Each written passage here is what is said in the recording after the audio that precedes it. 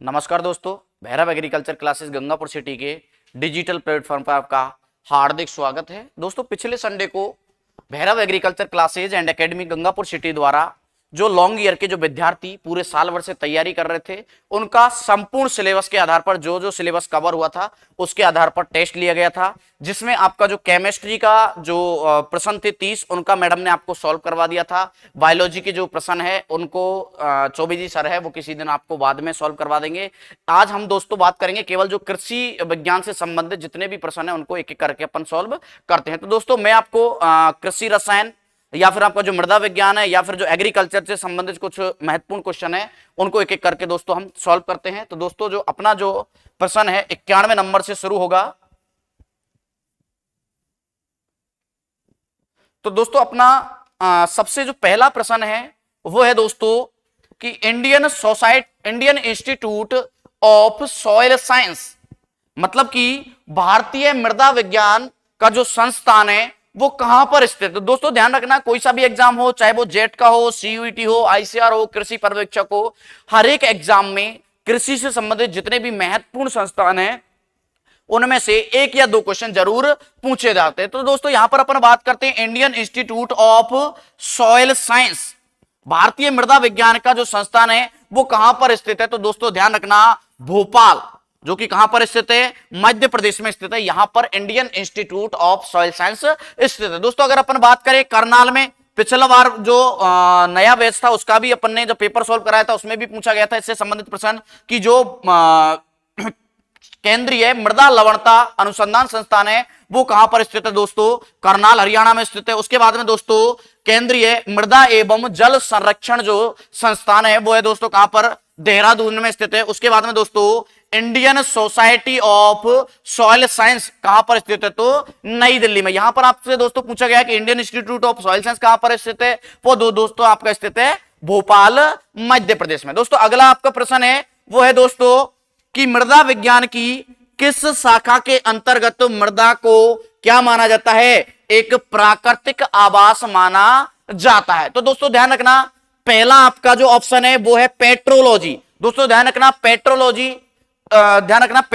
में जो चट्टानों का, किसका दोस्तों, चट्टानों का अध्ययन किया जाता है उसे बोला जाता है पेट्रोलॉजी। और पेडोलॉजी में ध्यान रखना, मृदा को प्राकृतिक पिंड माना जाता है। क्या माना जाता है दोस्तों, प्राकृतिक पिंड। लेकिन अगर बात करें एडेफोलॉजी, तो ध्यान रखना एडेफोलॉजी के अंतर्गत ही दोस्तों ध्यान रखना मृदा को एक प्राकृतिक आवास माना जाता है। दोस्तों, अगर अपन बात करें सॉइल माइक्रोबायोलॉजी, जितने भी मृदा में पाए जाने वाले जो सूक्ष्म जीव है उन सभी का अध्ययन किसमें किया जाता है, सॉइल माइक्रोबायोलॉजी में किया जाता है। लेकिन यहां पर आपसे पूछा है कि किस शाखा के अंतर्गत मृदा को एक प्राकृतिक आवास माना जाता है, तो दोस्तों ध्यान रखना यहां पर एडेफोलॉजी आपका सही आंसर जाएगा। उसके बाद में दोस्तों 93 नंबर का आपका प्रश्न है, और ये कई बार आपसे एग्जामों में पूछा जाता है कि मृदा वायु में CO2 कार्बन डाइऑक्साइड की मात्रा होती है। अगर दोस्तों ध्यान रखना, ये आपसे पूछा है मृदा वायु की, किसके बारे में पूछा है, मृदा वायु। तो दोस्तों ध्यान रखना, वायुमंडल की अपेक्षा, किसकी अपेक्षा दोस्तों, वायुमंडल की अपेक्षा जो मृदा वायु होती है उसमें लगभग 8 से 10 गुना CO2 की मात्रा अधिक पाई जाती है। दोस्तों, अगर बात करें अपन वायुमंडल की, तो ध्यान रखना दोस्तों 0.03% उसमें क्या पाई जाती है, CO2 पाई जाती है। अगर यहां पर अगर आपको इसको ppm में बदलना है तो सीधे रूप से आपको क्या कर देना है, 10,000 से गुणा कर देना। अगर 0.03 को अगर 10,000 से गुणा करेंगे तो दोस्तों यहां पर आएगा 300 ppm। लेकिन दोस्तों ये तो बात हुई केवल किसकी, वायुमंडल की। लेकिन अगर मृदा वायु की बात करेंगे तो 8 से 10 गुना CO2 क्या होती है, ज्यादा होती है। दोस्तों यहां पर मिस प्रिंट की वजह से ये आपका जो प्रश्न है उसमें ये ऑप्शन आपका गलत था, आपको क्लास में सही करवा दिया था। ध्यान रखना दोस्तों, इसका जो सही आंसर है वो आएगा दोस्तों 3000 ppm। कितना आएगा दोस्तों, 3000 ppm। उसके बाद में दोस्तों अगला प्रश्न है कि मृदा में उपस्थित बालू, सिल्ट और मृत्तिका, जिसको किले बोला जाता है, का सापेक्षिक अनुपात को क्या कहा जाता है। ध्यान रखना दोस्तों, प्रश्न बहुत अच्छा है कि मृदा में उपस्थित बालू, सिल्ट और किले, इसकी जो सापेक्षिक अनुपात होता है उसे क्या कहा जाता है। दोस्तों ध्यान रखना, मृदा कणाकार, जिसको आप इंग्लिश में बोला जाता है सॉइल टेक्सचर, उसको क्या कहा जाता है दोस्तों, मृदा कणाकार कहा जाता है। अगर दोस्तों अपन बात करें कि मृदा कणाकार वर्ग, दोस्तों अगर ध्यान रखना, अगर उसकी प्रतिशतता की बात करें तो उसे बोला जाता है मृदा कणाकार वर्ग।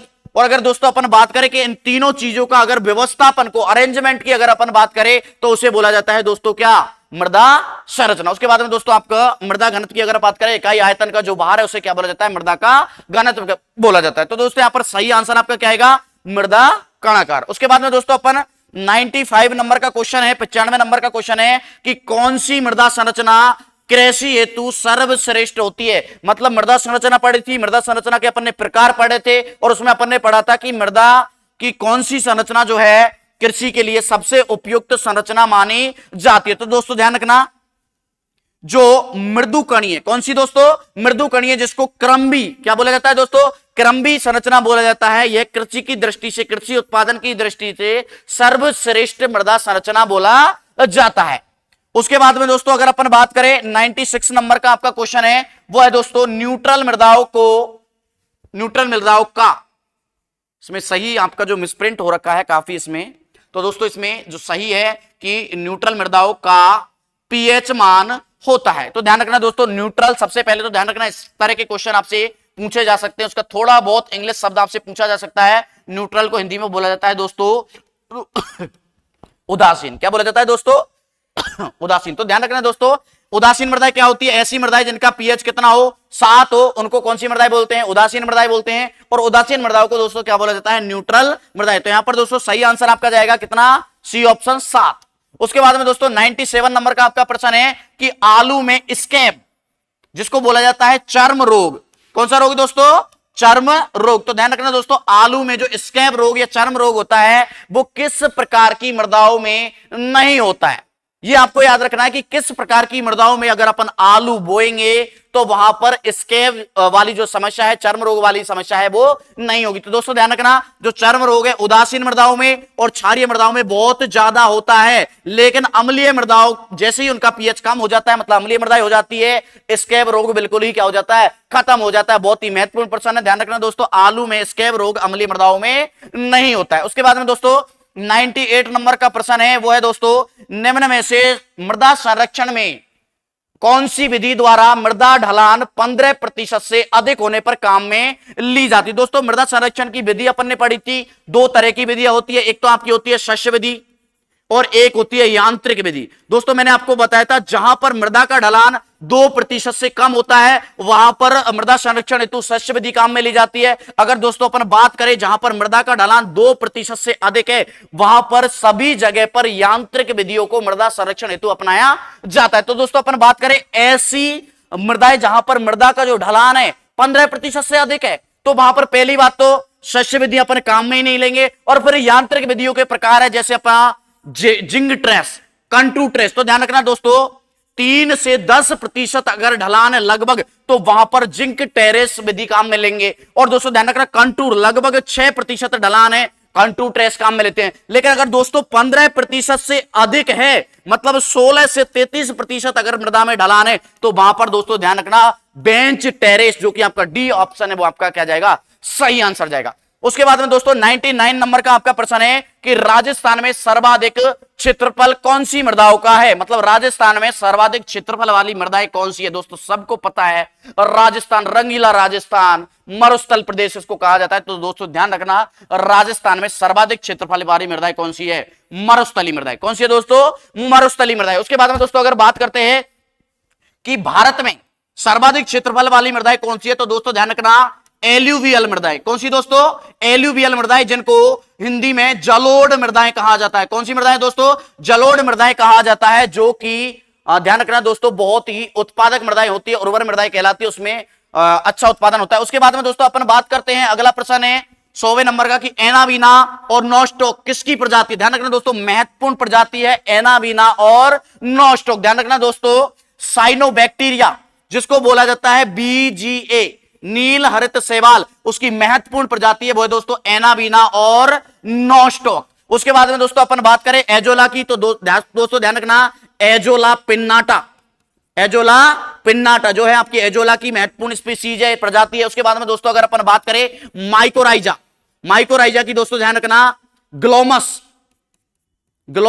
मस जो है एक महत्वपूर्ण प्रजाति है। अगर दोस्तों अपन बात करें राइजोबियम की, तो आपने पढ़ा होगा अलग अलग जो फसलें होती है उसमें राइजोबियम की अलग अलग प्रजाति, जैसे मेलिलोटस, जैपोनिकम, अलग अलग प्रजातियां काम में ली जाती है। यहां पर दोस्तों ये पूछा गया है कि एनाबिना और नॉस्टोक्रिप्स की प्रजाति है, तो दोस्तों ध्यान रखना साइनोबैक्टीरिया नील अर्थ शैवाल की ये प्रजातियां हैं। उसके बाद में दोस्तों 101वें क्वेश्चन की तरफ अपन मूव करते हैं, और दोस्तों 101 नंबर का आपका प्रश्न है, वो है दोस्तों किस पोषक तत्व की कमी से पौधों की पुरानी जो पत्तियां हैं लाल बैंगनी रंग में क्या हो जाती है, परिवर्तित हो जाती है। दोस्तों आपको जब पोषक तत्व वाला जो चैप्टर पढ़ाया था उसमें मैंने आपको जो फास्फोरस पढ़ाया था, वहां पर मैंने बताया था कि जैसे ही पौधों में फास्फोरस की कमी हो जाती है वहां पर उन पत्तियों में एंथोसाइनिन, कौन सा दोस्तों, एंथोसाइनिन वर्णक का निर्माण हो जाता है। एंथोसाइनिन की अधिकता की वजह से आपको पता है चुकंदर का रंग, किसका रंग दोस्तों, चुकंदर का रंग बैंगनी होता है। इसकी वजह से दोस्तों ध्यान रखना, जैसे ही फास्फोरस की कमी होती है एंथोसाइनिन बढ़ जाता है, और एंथोसाइनिन बढ़ जाने की वजह से ही वहां पर बैंगनी रंग हो जाता है पत्तियों को। तो दोस्तों ध्यान रखना, कौन सी पत्तियों का जो लगे लाल बैंगनी हो जाता है, तो किसकी कमी की वजह से, फास्फोरस की कमी की वजह। उसके बाद में दोस्तों अगला आपका 102 नंबर का प्रश्न है, वो है दोस्तों कि वह प्रक्रम जिसमें मृदा में उपस्थित अमोनियम नाइट्रोजन नाइट्रेट में क्या हो जाती है, परिवर्तित। तो सीधा सा प्रश्न है दोस्तों, एग्रीकल्चर के हर स्टूडेंट को यह प्रश्न याद होना चाहिए कि वह प्रक्रिया जिसमें जो मृदा की जो अमोनियम नाइट्रोजन है वो किस में परिवर्तित हो जाती है, NO3- में, मतलब नाइट्रेट में ऑक्सीकृत हो जाती है। दोस्तों ध्यान रखना, आपको मैंने बताया था सबसे पहले नाइट्रोसोमोनास जो है इसको NO2- में, मतलब नाइट्राइट में परिवर्तित कर देता है, और नाइट्राइट को नाइट्रोबैक्टर नामक जीवाणु किसमें परिवर्तित कर देता है, नाइट्रेट में परिवर्तित कर देता है। और ये दोनों के दोनों जो पूरा प्रक्रम है इसे दोस्तों बोला जाता है नाइट्रीकरण। तो दोस्तों इसमें जो सही आंसर जाएगा वो जाएगा आपका नाइट्रीकरण। लेकिन दोस्तों अगर अपन दूसरे ऑप्शनों की बात करें कि विनाइट्रीकरण दोस्तों क्या होता है कि जो नाइट्रेट नाइट्रोजन है वो अधिक तापमान और पानी भरे रहने की वजह से जो नाइट्रोजन है, नाइट्रेट नाइट्रोजन, वो वापस से वायुमंडल में चली जाती है, उसे दोस्तों बोला जाता है विनाइट्रीकरण। दोस्तों अगर अपन बात करते हैं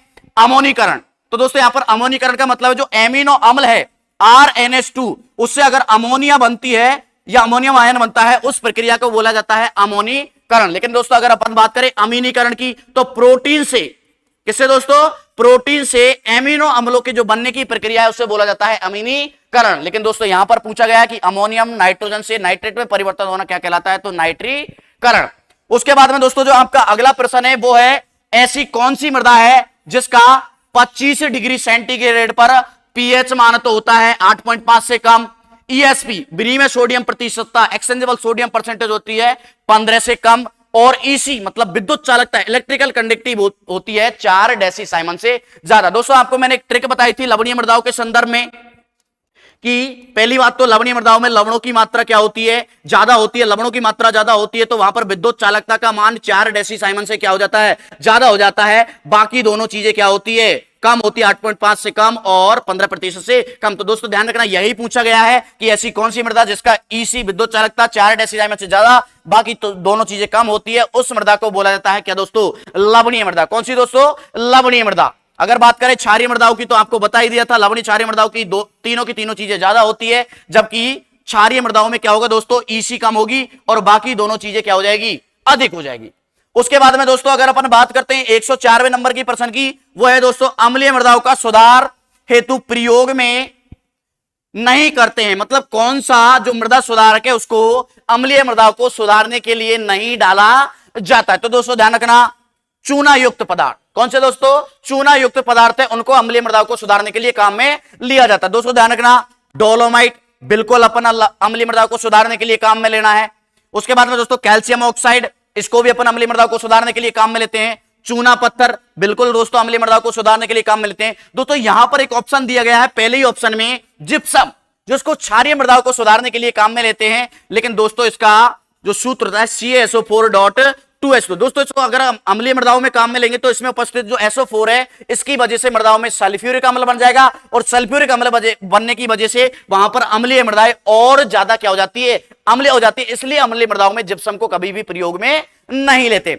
उसके बाद में दोस्तों अगला आपका प्रश्न है, वो है दोस्तों कि उर्वरक नियंत्रण अध्यादेश, जिसको अपन शॉर्ट में बोला जाता है FCO, फर्टिलाइजर कंट्रोल ऑर्डर, 1957 में लागू हुआ था। इसके अनुसार एक महत्वपूर्ण जो कंटेंट होता है वायु रेट, उसकी मात्रा कितनी होनी चाहिए, मतलब एफसीओ के अनुसार यूरिया में वायु रेट की मात्रा कितनी होनी चाहिए, उससे ज्यादा नहीं होनी चाहिए। तो दोस्तों ध्यान रखना, एफसीओ के अनुसार 1.5% से अधिक वायु रेट यूरिया में नहीं होना चाहिए। लेकिन अगर दोस्तों एफसीओ के अनुसार नहीं देखे तो यहां पर 2% तक भी चलता है, लेकिन एफसीओ के अनुसार अगर पूछते हैं तो दोस्तों ध्यान रखना 1.5% से ज्यादा नहीं होना चाहिए। उसके बाद में दोस्तों 105 क्वेश्चन है आपके कंप्लीट होते हैं और 106 नंबर के क्वेश्चन की तरफ अपन चलते हैं, और वो है दोस्तों कि किस सिलिकेट किले की दो इकाइयों, दोस्तों ध्यान रखना जो आपका कोलॉइड वाला चैप्टर है वहां से यह प्रश्न पूछा गया है कि किस सिलिकेट किले की दो इकाइयों के मध्य पोटेशियम आयन पाया जाता है, मतलब ये इसकी दो इकाई होती है,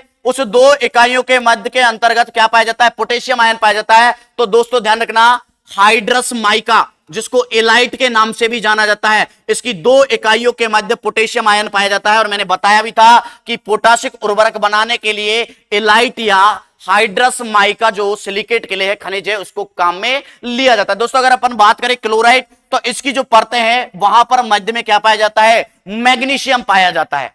उसके बाद में दोस्तों आपका 107वें नंबर के क्वेश्चन की तरफ चलते हैं, बहुत ही महत्वपूर्ण प्रश्न है, सिंचाई की गुणवत्ता से आपका प्रश्न है। और दोस्तों वो है कि पानी में अपशिष्ट सोडियम कार्बोनेट, जिसे सॉल्ट में बोला जाता है आरएससी, रेजिडल सोडियम कार्बोनेट, की कितनी मात्रा फसलों एवं मृदाओं हेतु सुरक्षित रहती है। दोस्तों ध्यान रखना, अगर किसी जल में सिंचाई युक्त जो जल है उसकी मात्रा, आरएससी की मात्रा अगर 1.25 मिली तुल्यांक प्रति लीटर, एमईक्यू प्रति लीटर से क्या है, कम है, तो वो सभी प्रकार की मृदाओं में, सभी प्रकार की फसलों हेतु तो उपयुक्त जल माना जाता है। तो दोस्तों इसमें सही जो आपका आंसर आ जाएगा वो सी, 1.25 से कम। अगर 2.5 से ज्यादा हो जाता है तो वो किसी भी प्रकार की मृदाओं के लिए और फसलों के लिए उपयुक्त जल नहीं है। दोस्तों अगला प्रश्न है वो है दोस्तों फल परिरक्षण में से पूछा गया है कि रंगीन फलों को परिरक्षण हेतु सोडियम बेंजोएट की कितनी मात्रा काम में ली जाती है। दोस्तों पीपीएम में यहां से आपसे पूछा है, तो दोस्तों ध्यान रखना कि सबसे ज्यादा मात्रा ही किसकी ली जाती है, सोडियम बेंजोएट की ली जाती है, और वो दोस्तों ली जाती है कितनी, 600 से 1000 पीपीएम। अगर प्रतिशत में पूछे तो दोस्तों यहां पर 0.06 से लगाकर 0.1%, प्रतिशत में पूरे पूछे तो दोस्तों ध्यान रखना 0.06 से 0.1%। लेकिन आपसे पीपीएम में पूछा है कि सोडियम बेंजोएट की रंगीन, सबसे पहले तो ध्यान रखना सोडियम बेंजोएट का रंगीन जो रंगफुल मतलब कलरफुल जो फ्रूट्स होते हैं उनके परीक्षण के लिए काम में लेते हैं, और कितनी मात्रा काम में ली जाती है, वो दोस्तों ली जाती है 600 से 1000 पीपीएम।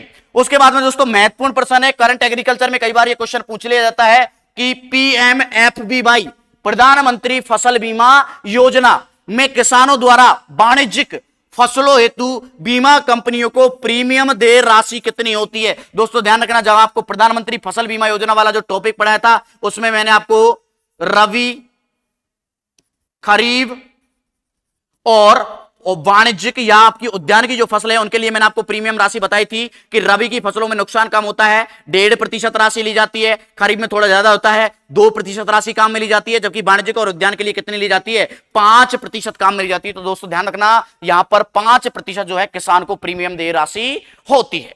उसके बाद में दोस्तों आपका अगला प्रश्न है 110 नंबर का, वो है दोस्तों कि वायु द्वारा मृदा क्षरण की किस अवस्था द्वारा सर्वाधिक मृदा क्षरण होता है। दोस्तों ध्यान रखना, सबसे पहले तो आपको इसमें यह याद रखना है कि वायु द्वारा जो मृदा क्षरण होता है उसकी अवस्था कौन कौन सी है। तो दोस्तों ध्यान रखना, जो परत क्षरण है जिसको सीट एरोजन बोला जाता है, किसान की मृत्यु बोला जाता है, ये वायु द्वारा मृदा क्षरण नहीं होकर जल के द्वारा मृदा क्षरण होता है। तो इसको तो बिल्कुल ही आपको क्या कर देना है, क्रॉस कर देना। उसके बाद में दोस्तों 3 अवस्थाएं हैं, एक तो होती है सस्पेंशन, एक होती है दोस्तों साल्टेशन, और एक होती है दोस्तों सरफेस क्रीपर। सस्पेंशन को बोलते हैं दोस्तों निलंबन, और साल्टेशन को बोलते हैं दोस्तों उच्छलन, और सरफेस क्रीपर को बोलते हैं दोस्तों सतह सर्पण। तो दोस्तों ध्यान रखना कि जो साल्टेशन या उच्छलन वाली जो अवस्था है इसके द्वारा सबसे ज्यादा लगभग 50 से 75%, अगर मान लो वायु के द्वारा मृदा क्षरण की अगर 100% की बात करें तो उसमें से 50 से 75% अकेला क्षरण कौन करता है, उच्छलन वाली अवस्था से होता है। तो दोस्तों ये जो आपके प्रश्न है कृषि रसायन और मृदा विज्ञान या एग्रीकल्चर से संबंधित प्रश्न थे वो आपको मैंने सॉल्व करा दिया। उसके बाद में दोस्तों पवन जी आपको शस्य विज्ञान से संबंधित जितने भी प्रश्न है उसका सॉल्व करवाएंगे।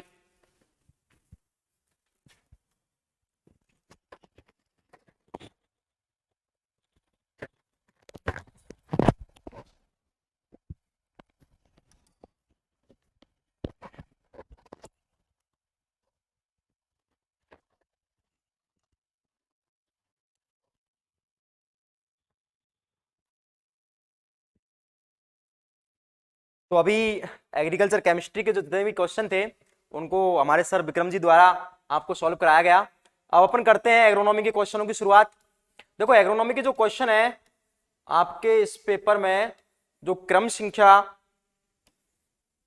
61 है, क्रम संख्या 61 से यहां पर स्टार्ट हुए हैं। देखो इसमें जो 61वां क्वेश्चन है वो है वायुमंडलीय दाब किस यंत्र द्वारा मापा जाता है। देखो वायुमंडलीय दाब पूछा गया है यहाँ पर, तो वायुमंडलीय दाब अपन प्रत्येक ऑप्शन की तरफ जाते हैं। इसमें जो पहला ऑप्शन दे रखा है वो दे रखा है ड्रोसोमीटर। देखो ड्रोसोमीटर का जो प्रयोग किया जाता है वो ओस के मापन में किया जाता है। किसके मापन में किया जाता है? ओस के मापन में। इसके बाद में दूसरा ऑप्शन है इसमें बैरोमीटर। बैरोमीटर का जो प्रयोग किया जाता है वो वायुमंडलीय दाब को मापने के काम में लिया जाता है। इसके बाद में हाइड्रोमीटर की अगर बात करते हैं तो देखो एक तो होता है हाइग्रोमीटर। क्या होता है? हाइग्रोमीटर। हाइग्रोमीटर का अगर बात करते हैं पहले अपन, तो हाइग्रोमीटर का प्रयोग जो है वो अपन की वायुमंडलीय आर्द्रता है उसको अपन मापने में प्रयोग करते हैं। परंतु बात आती है यहाँ पर हाइड्रोमीटर की, तो हाइड्रोमीटर का जो प्रयोग है वो जितने भी द्रव्य वाले द्रव्य पदार्थ होते हैं उनका सापेक्ष घनत्व मापने के काम में लिया जाता है। इसके बाद में चौथा ऑप्शन एनीमोमीटर। तो देखो एनीमोमीटर का जो प्रयोग है वो करते हैं वायु की गति या फिर वायु का वेग मापने के लिए इसका प्रयोग किया जाता है। तो देखो वायुमंडलीय दाब, तो वायुमंडलीय दाब इसका राइट आंसर क्या है? बैरोमीटर है। क्या है साथियों? बैरोमीटर। इसके बाद अपन का आता है अगला क्वेश्चन। अगला क्वेश्चन आता है अपन का 62। इसमें है निम्न में से पूर्ण जड़ परजीवी खरपतवार है। इसमें क्या पूछा गया है? परजीवी खरपतवारों को पूछा गया है। अधिकांशतः परजीवी खरपतवारों से काफी बार क्वेश्चन पूछे भी जाते हैं, तो इसमें पूछ लिया गया है पूर्ण जड़ परजीवी। देखो मैंने आपको एक ट्रिक बताई थी CLOS। कौन सी साथी? CLOS। देखो कस्कुटा, कस्कुटा जो होता है वो पूर्ण तना परजीवी होता है। इसके बाद लेरेंथस होता है वो अर्ध तना परजीवी होता है। इसके बाद बात करते हैं ओरवंकी। ओरवंकी जो होता है वो पूर्ण जड़ परजीवी होता है। तो ओरवंकी है वो कौन सा है? पूर्ण जड़ परजीवी। इसके बाद में स्ट्राइगा जो होता है वो अर्ध जड़ परजीवी है। तो देखो यहां पर जो स्ट्राइगा स्ट्राइगा तो कौन सा है? अपन का अर्ध जड़ परजीवी। इसके बाद लेरेंथस, लेरेंथस कौन सा है? एल फॉर लेंथस, मतलब अर्ध तना परजीवी। इसके बाद में कस्कुटा। देखो कस्कुटा जो है जिसको अपन डोडर या फिर अमरवेल के नाम से भी जानते हैं, तो कस्कुटा जो है वो पूर्ण तना परजीवी है। अपन का लास्ट ऑप्शन है ओरोवंकी। तो ओरोवंकी इसका राइट आंसर है। क्यों? क्योंकि ओरोवंकी जो होता है वो पूर्ण जड़ परजीवी होता है और ओरोवंकी जो है वो सरसों का, सोलेनेसी कुल की जितनी भी सब्जियां हैं उसका और तंबाकू का क्या है वो प्रमुख पूर्ण जड़ परजीवी खरपतवार है। इसके बाद अगला क्वेश्चन आता है अपन का 63वां जो क्वेश्चन है वो है सबसे अधिक जल उपयोग दक्षता किस फसल की है। तो देखो सबसे अधिक जल उपयोग दक्षता, जल उपयोग दक्षता का मतलब ये है कि अपन जितना जल दे रहे हैं वो उस पूरे के पूरे जल को क्या कर रही है? ग्रहण कर रही है ना। तो इसमें अपन बात करते हैं धान की। तो देखो धान की तो क्या होती है? सर्वाधिक जलमांग होती है। तो सर्वाधिक अगर जलमांग की बात करें तो सर्वाधिक जो जलमांग है वो किसकी है? धान की। अब तुम बता जिनकी अगर जलमांग ज्यादा है तो उनकी जल उपयोग दक्षता क्या होती है? कम होती है। तो अगर पूछ लिया जाए कि सबसे कम जल उपयोग दक्षता किसकी है, तो सबसे कम जल उपयोग दक्षता जो होती है वो धान की होती है और धान की होती है 3। कितनी होती है? 3। इसके बाद गन्ना, गन्ना भी अधिक पानी चाहने वाला है, गन्ना का भी नहीं है। कपास की भी जो अगर जलमांग की बात करें तो लगभग 700 से 1300 mm होती है, तो ये भी ज्यादा है। तो रागी, क्या है? रागी। तो ध्यान रखना सबसे ज्यादा जो जल उपयोग दक्षता होती है वो फसलों में वो रागी की होती है और रागी की लगभग 13.7% होती है। कितनी होती है साथियों? 13.7%। इसके बाद में अगला क्वेश्चन आता है। अगला क्वेश्चन है आधार बीज के थैलों पर किस रंग का टैग लगा होता है। अब देखो ये बीज में से पूछा गया है, बीज में से काफी बार क्वेश्चन आते भी है, टैग वाले पूछ लिए जाते हैं कि थैलों पर कौन कौन से रंग का टैग लगा होता है। तो आधार बीज की बात कर रहे हैं यहाँ पर। आधार मतलब फाउंडेशन सीड। तो फाउंडेशन सीड पर जो टैग लगा होता है वो व्हाइट या जिसको अपन सफेद, तो कौन सा लगा होता है? सफेद रंग का टैग लगा होता है। और बात करते हैं पीले की, जैसे गोल्डन येलो, तो गोल्डन येलो जो लगा होता है वो प्रजनक बीजों पर लगा होता है। किस पर लगा होता है साथियों? प्रजनक बीजों पर, जिनको अपन ब्रीडर सीड कहते हैं। इसके बाद नीला, नीला जो लगा होता है वो प्रमाणित बीजों पर लगा होता है। कौन से पर? प्रमाणित। और हरा की अगर बात करें तो जो प्राइवेट कंपनियों के जो प्रमाणित बीज होते हैं उन पर कौन सा टैग लगा होता है? हरा टैग लगा होता है। इसके बाद में अगला क्वेश्चन जो आता है अपन का वो है 65वां। मूंगफली की खली में नाइट्रोजन पाई जाती है, मतलब इसमें नाइट्रोजन प्रतिशत पूछी है। किसमें? मूंगफली की खली में। तो देखो अपन क्रम बाय क्रम पढ़ते हैं। इसमें पहला ऑप्शन दे रखा है 7.2%। तो देखो इसका राइट आंसर भी क्या है? 7.2%। क्यों? क्योंकि मूंगफली की जो खली होती है उसमें सर्वाधिक कितनी? सर्वाधिक नाइट्रोजन प्रतिशत पाई जाती है। वो कितनी है? 7.2%। परंतु और बात करें और भी सर्वाधिक की, सबसे ज्यादा सर्वाधिक किस में पाई जाती है, तो वो पाई जाती है छिली हुई कुसुम में। किस में पाई जाती है? छिली हुई कुसुम में, और छिली हुई कुसुम कुसुम में पाई जाती है लगभग 7.9%। इसके बाद में 6.2%, तो 6.2% जो पाई जाती है वो पाई जाती है तिल में। किस में पाई जाती है? तिल में, सिसिमम इंडिकम। इसके बाद में 5.6% वो पाई जाती है सरसों की खली में। किसकी खली में साथियों? सरसों की खली में। तो इसका जो मूंगफली खली में जो पाई जाती है वो कितनी पाई जाती है? 7.2%। इसके बाद में आता है अपना 66वां क्वेश्चन। 66वां क्वेश्चन है बरखा किस फसल की किस्म? काफी बार पूछा गया क्वेश्चन बरखा। तो देखो बरखा जो है वो है उड़द की। किसकी है साथियों? उड़द की। तो बरखा किस फसल की किस्म है? ये है उड़द की है। इसके बाद में आपका नेक्स्ट क्वेश्चन है। नेक्स्ट क्वेश्चन में पूछा गया है अंतरराष्ट्रीय मिलेट्स वर्ष किस वर्ष को घोषित किया गया है? देखो मिलेट्स, मिलेट्स क्या होते हैं? जितने भी पोषक वाले जो अनाज होते हैं उनको अपन मिलेट्स कहते हैं। और तुमको पता होगा कि हाल ही में अपन के 2023 जो चल रहा है इसमें जितने भी जो मिलेट्स हैं उन पर सबसे ज्यादा आईसीआर इस पर जोर दे रहा है, इनकी महत्व को समझ रहा है। तो देखो कब समझ रहा है? 2023 में। इस कारण से क्यों? क्योंकि 2023 को क्या किया गया है? अंतरराष्ट्रीय मिलेट वर्ष घोषित किया गया है। इससे पहले 2022 था। 2022 को एक्वाकल्चर, कौन सा? एक्वाकल्चर मतलब मछली पालन। तो अंतरराष्ट्रीय मछली पालन जो वर्ष है वो कौन सा था? 2022। परंतु बात करते प्रेजेंट ईयर की, प्रेजेंट ईयर 2023। तो 2023 को जो घोषित किया गया है वो इंटरनेशनल ईयर ऑफ मिलेट्स के नाम से घोषित किया गया है। इसके बाद में अपन के 67 क्वेश्चन हो गए। 67 क्वेश्चन के बाद में आता है अपन का 68 क्वेश्चन। तो देखो 68वां क्वेश्चन है राजस्थान में फसल सघनता कितनी है? देखो फसल सघनता पूछा है राजस्थान की। तो मैं आपको बताता हूं, एक तो राजस्थान की बात होती है और एक होती है अपन भारत की। तो देखो भारत की जो फसल सघनता है वो तो है 138%। कितनी है साथियों? 138। परंतु राजस्थान की बात करें तो राजस्थान की 128% है। कहीं कहीं पर आपको ये 130% भी दे रखा है, तो ये ऑप्शन पर भी डिपेंड करता है। तो इसका जो राइट आंसर है वो राजस्थान में फसल सघनता कितनी है? तो वो है 128%। इसके बाद में आता है अपन का 69वां क्वेश्चन। 69वें में ये है कि सबसे कम कटाई सूचकांक किस फसल का है? तो सबसे कम जो कटाई सूचकांक जो होता है वो अरहर का होता है, और अरहर का लगभग 19% होता है। कितना होता है साथियों? 19%। सबसे अधिक जो कटाई सूचकांक है वो आलू का होता है, और आलू का होता है लगभग 82%। कितना होता है? 82%।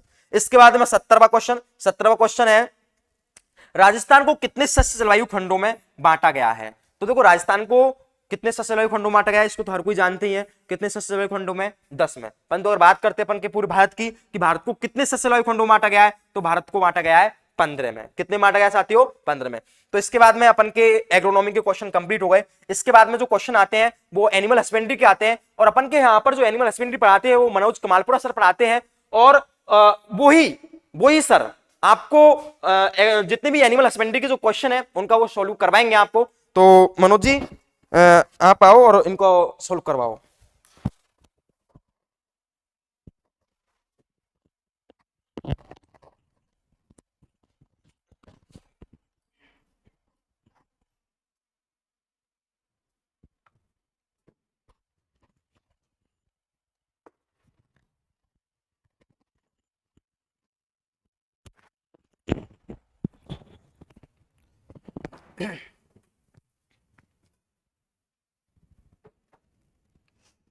नमस्कार दोस्तों, इससे पहले आपको विक्रम जी सर ने कृषि रसायन से संबंधित जितने भी प्रश्न थे उनको सबको सॉल्व कराया।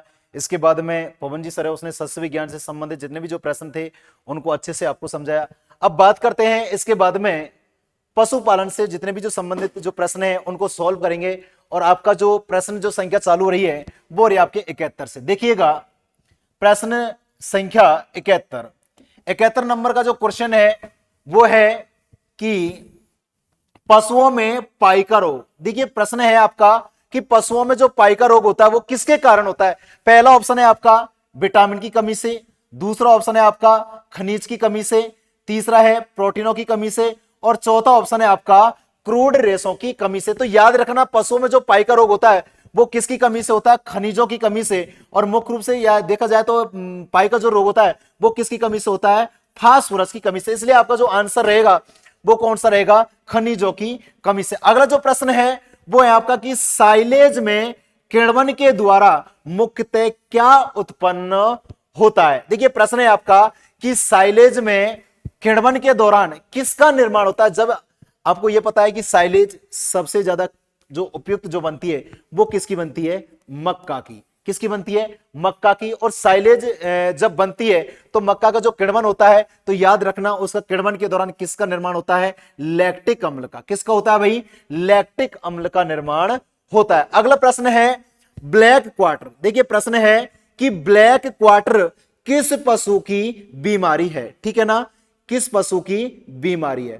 पहला ऑप्शन है आपका भेड़, दूसरा है घोड़ा, तीसरा है गोवंश और चौथा ऑप्शन है आपका ऊंट। ठीक है ना, तो याद रखना आपका जो सही आंसर रहेगा वो कौन सा रहेगा? गोवंश, या बोले तो गाय। और ब्लैक क्वार्टर जो रोग होता है वो क्लोस्ट्रिडियम सोबियाई नामक जीवाणु के कारण होता है। अगला जो प्रश्न है कि कार्बोलिक एसिड क्या है? कार्बोलिक एसिड क्या है? पहला ऑप्शन है आपका उत्तेजक, दूसरा है कृमिनाशक, तीसरा ऑप्शन है आपका जीवाणु रोधक और चौथा ऑप्शन है आपका विरेचक। तो याद रखना आपका जो कार्बोलिक जो एसिड है वो क्या है? जीवाणु रोधक है। क्या है भाई? जीवाणु रोधक। अगला जो प्रश्न है वो है कि हिमीकृत वीर्य को किस तापमान पर भंडारित किया जाता है? यानी हिमीकृत जो सीमन होता है उसका जो सुरक्षित कितने तापमान पर रखा जाता है? पहला ऑप्शन है -169 डिग्री सेल्सियस, बी ऑप्शन है -171 डिग्री सेल्सियस, तीसरा ऑप्शन है -196 डिग्री सेल्सियस और चौथा ऑप्शन है आपका -206 डिग्री सेल्सियस। तो याद रखना आपका जो सही आंसर रहेगा वो रहेगा -196 डिग्री सेल्सियस। ठीक है ना।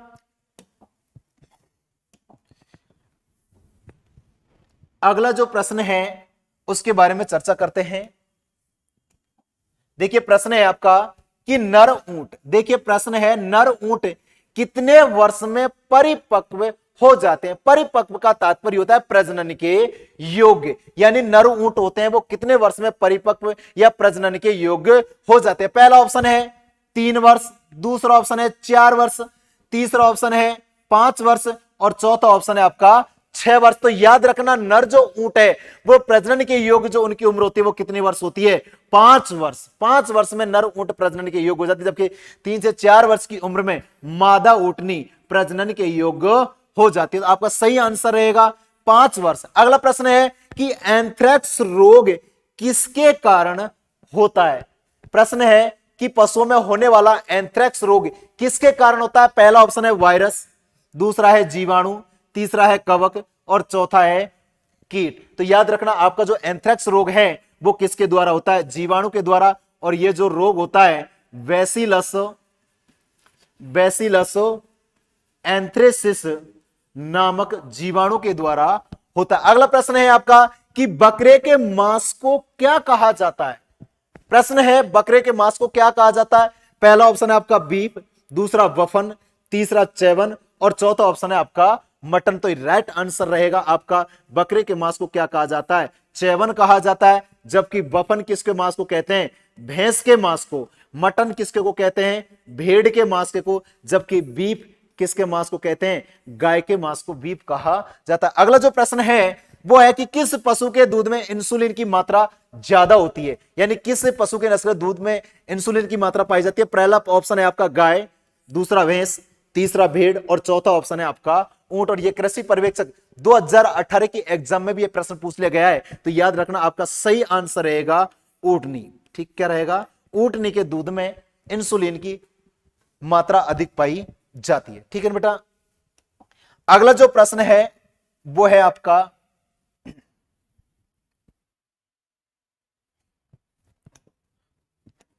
कि दही जमने के लिए उपयुक्त तापमान रहता है, यानी दही को जमने के लिए उपयुक्त तापमान कितने की आवश्यकता होती है? पहला है आपका 17 डिग्री सेल्सियस, दूसरा है 21, तीसरा ऑप्शन 27 और चौथा ऑप्शन है 133 डिग्री। तो याद रखना दूध से दही जमने के लिए जो उपयुक्त जो तापमान रहता है वो कितना रहता है? 21 डिग्री सेल्सियस। ये आपके पशुपालन के कुछ प्रश्न थे जो आपने अच्छे से समझे, अच्छे से अपने सॉल्व किए। उम्मीद करता हूं आप सबको ये समझ में आएगा। इसके बाद में प्रश्न नंबर 81 जो प्रश्न है यहां से आपके उद्यान विज्ञान के प्रश्न चालू होते हैं। एक एक प्रश्न के बारे में यहां डिस्कस करेंगे। उद्यान विज्ञान के पहला प्रश्न है कि अंगूर का प्रवर्धन, देखिए अंगूर का प्रवर्धन किया जाता है। पहला ऑप्शन है आपका वायु दाब के द्वारा, दूसरा है भूमि दाब के द्वारा, तीसरा ऑप्शन है आपका कलम के द्वारा। कौन सा भाई? तीसरा ऑप्शन है आपका कलम के द्वारा। चौथा ऑप्शन है आपका कलिकाइन के द्वारा। तो याद रखना आपका जो सही आंसर रहेगा वो कौन सा रहेगा? कलम के द्वारा। अगर देखा जाए प्रॉपर तरीके से अगर जाने तो अंगूर का जो व्यावसायिक जो प्रवर्धन किया जाता है वो हार्डवुड कटिंग के द्वारा किया जाता है। अगला प्रश्न है आपका कि गोला किस्म, गोला किस्म, गोला किसकी किस्म है? गोला किसकी किस्म है? तो याद रखना पहला ऑप्शन है आपका सेब, दूसरा है नाशपाती, तीसरा ऑप्शन नारियल और चौथा ऑप्शन है आपका बेर। तो याद रखना आपकी जो जो गोला जो किस्म है वो किसकी है? बेर की है। तो राइट आंसर रहेगा बेर। अगला प्रश्न है कि अमरूद में मृग बहार में फूल कब आते हैं? देखिए प्रश्न है कि अमरूद में मृग बहार में फूल कब आते हैं? तो याद रखना पहला ऑप्शन है आपका फरवरी मार्च, दूसरा अप्रैल मई, तीसरा जून जुलाई और चौथा ऑप्शन है आपका सितंबर अक्टूबर। तो याद रखना आपका जो सही आंसर रहेगा वो जून जुलाई में, यानी अमरूद में जो मृग बहार आती है वो उसमें जो पुष्पन की क्रिया होती है वो जून जुलाई में होती है। अगला जो प्रश्न है आपका वो है पूसा स्नेह किसकी किस्म है? देखिए प्रश्न है आपका कि पूसा स्नेह किसकी किस्म है? पहला ऑप्शन है आपका लौकी, दूसरा है बैंगन, तीसरा है टमाटर और चौथा ऑप्शन है आपका चिकनी तुरई। तो याद रखना पूसा जो किस्म है, स्नेह किस्म है, वो किसकी रहे? चिकनी तुरई का। आपका राइट आंसर रहेगा चिकनी तुरई। अगला प्रश्न है लहसुन की बीज दर कितनी होती है? यह प्रश्न सुपरवाइजर में भी एक बार पूछ लिया गया था। पहला ऑप्शन है 300 से 4 केजी, 300 से 400 केजी प्रति हेक्टेयर, दूसरा ऑप्शन है 500 से 600 केजी प्रति हेक्टेयर, तीसरा ऑप्शन है 800 से 900 केजी प्रति हेक्टेयर और चौथा ऑप्शन है आपका 1000 से 1200 केजी प्रति हेक्टेयर। तो याद रखना आपका जो सही आंसर रहेगा वो 500 से 600 केजी, या हम ये भी कह सकते हैं कि 5 से 6 क्विंटल प्रति हेक्टेयर। तो याद रखना आपका सही आंसर रहेगा 500 से 600 केजी प्रति हेक्टेयर। नेक्स्ट प्रश्न है आपका विटामिन ए का रासायनिक नाम क्या है? याद रखना कि आपका जो प्रश्न है वो है विटामिन ए का रासायनिक नाम क्या है? तो इसका जो पहला ऑप्शन है वो है एस्कॉर्बिक एसिड, दूसरा ऑप्शन है रेटिनॉल, तीसरा है कैल्सीफेरॉल और चौथा ऑप्शन है वो है टैकोफेरॉल। तो याद रखना आपका जो विटामिन ए का जो रासायनिक नाम जो सही रहेगा वो क्या रहेगा? रेटिनॉल। कौन सा रहेगा? रेटिनॉल। एस्कॉर्बिक एसिड ये जो विटामिन सी का रासायनिक नाम है, जबकि कैल्सीफेरॉल की बात करें तो ये विटामिन डी का है और विटामिन ई का कौन सा है? टैकोफेरॉल। ठीक है ना। अगला प्रश्न के बारे में चर्चा करते हैं।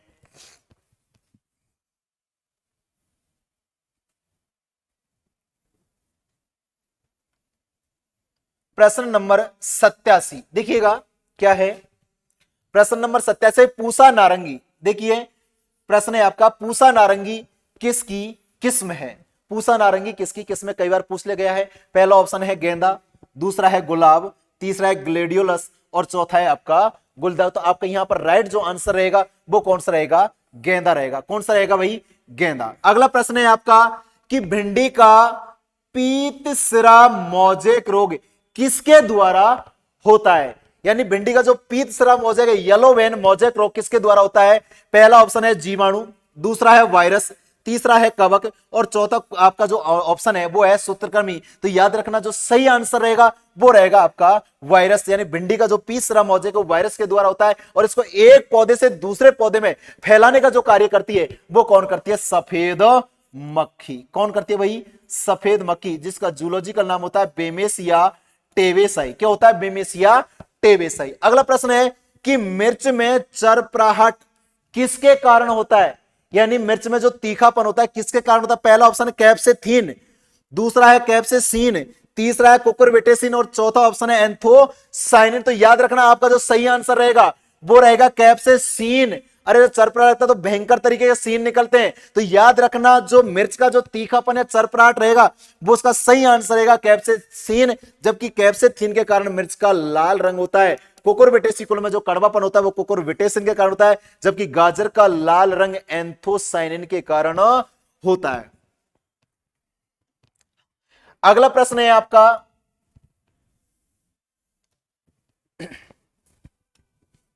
अगला प्रश्न है हरा मधु और सुगर बेबी। देखो प्रश्न है आपका हरा मधु और शुगर बेबी किसकी किस्म है?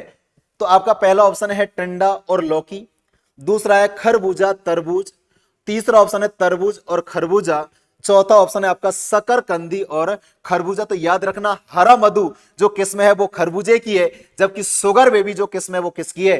तरबूज की। आपका राइट आंसर रहेगा बी वाला ऑप्शन।